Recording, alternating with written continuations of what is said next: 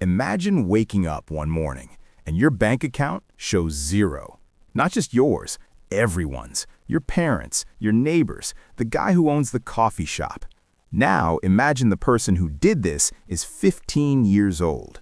This is the true story of how a teenager from his bedroom brought an entire country's banking system to its knees. And what happened next? Nobody saw it coming. Meet Alex. He's 15, lives in a small town, likes pizza and video games. But Alex has a superpower. He understands computers like most kids understand breathing. At age 12, he built his first website. At 13, he fixed his school's computer network when even the IT guy couldn't. At 14, he was reading hacking forums for fun. His parents thought he was just really into computers. They had no idea what was coming. Now, here's where things get interesting. One day, Alex is scrolling through a forum. He sees someone talking about bank security. They're bragging, saying modern banks are impossible to hack. Alex thinks, really? Let me check. He starts looking, not to steal, just to see if he can find a way in. Think of it like this.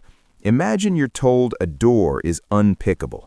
You're not planning to rob the house. You just want to know if the lock is really that good. For 3 weeks, Alex studies. He learns how banks transfer money, how they verify who you are, where the weak spots might be. And then he finds it, a tiny crack, a mistake in the code, so small that professional security experts missed it for years. But Alex is about to make a decision that changes everything. It's a Tuesday.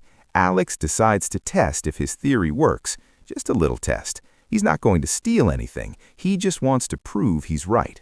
He types in some code, presses enter, and waits. 5 seconds pass. Nothing happens. Maybe it didn't work.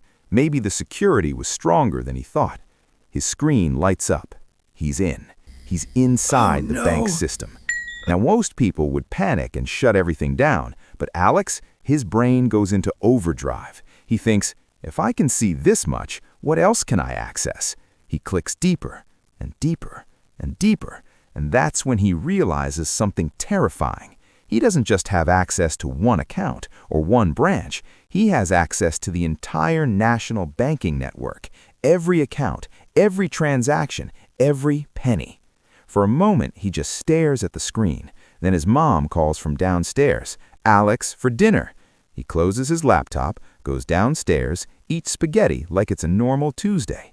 But upstairs, in the digital world, alarms are starting to go off. Bank security teams are seeing weird activity, strange login attempts, data moving in ways it shouldn't. They're confused. This isn't a normal hack. It's too sophisticated, too precise. They think it must be a professional, a team of experts, maybe even a foreign government. They have no idea they're hunting a teenager with braces. By Thursday morning, the banks shut everything down. Every ATM, every online transaction, every credit card, frozen. The country wakes up unable to buy groceries, pay bills, get gas. The news calls it a national emergency. The FBI gets involved. They're looking for a ghost, a digital phantom. And Alex, he's sitting in math class, trying not to throw up. Alex knows he messed up, big time. He didn't steal anything, didn't change any balances, didn't hurt anyone, but he broke into a system that controls millions of people's lives. That night, he can't sleep. He thinks about his parents, what this will do to them. He thinks about going to jail. He's seen movies. He knows what happens to hackers. By Thursday morning, he makes a decision. He's going to turn himself in, but not before doing one more thing. Alex writes a detailed report, every vulnerability he found, every weakness in the system, exactly how he got in, and exactly how to fix it. 27 pages, written in language even non-technical people can understand. Then he emails it to the National Cybersecurity Center with one sentence at the top. "I'm the one you're looking for. I'm ready to face consequences, but please fix these problems first." He includes his home address and waits. 2 hours later, there's a knock on his door. 3 FBI agents, 2 cybersecurity experts. His mom answers. Her face goes white. Alex walks downstairs in his hoodie and sneakers. The lead agent looks at him, then looks at his partner. You can see him thinking, is this the mastermind? They take him to a building downtown, put him in a room, and here's where the story gets weird. They don't arrest him. Instead, they bring in their top cybersecurity person. She sits across from Alex, opens his report, and says, "Show us everything." For 6 hours, Alex walks them through every step, every flaw he found, every door he opened. The experts take notes, ask questions, test his solutions. By the end, the head of cybersecurity looks at him. "We've been trying to find these vulnerabilities for 2 years. You found them in 3 weeks." So what happened to Alex? No jail time. Instead, the government offered him a choice: work with them, help fix the system, use his brain to protect people instead of scare them, under supervision, with serious rules and a lot of community service. Today, 3 years later, Alex is 18. He works as a security consultant. He's helped fix systems in 12 countries. Banks are safer because of him. Millions of people's money is more secure. And he did it all because he was curious and brave enough to admit his mistake. Here's the thing.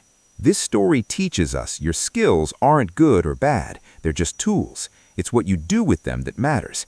Alex could have stolen millions, could have destroyed lives. Instead, he fixed the problem he found. If you've got a gift, computers, art, math, whatever, use it to build things, help people, make stuff better. Because the world doesn't need more people breaking things. It needs people brave enough to fix what's broken. If this story made you think differently about hackers, cybersecurity, or just what teenagers are capable of, drop a comment. And if you want more true stories that sound too crazy to be real, subscribe. Because trust me, we're just getting started.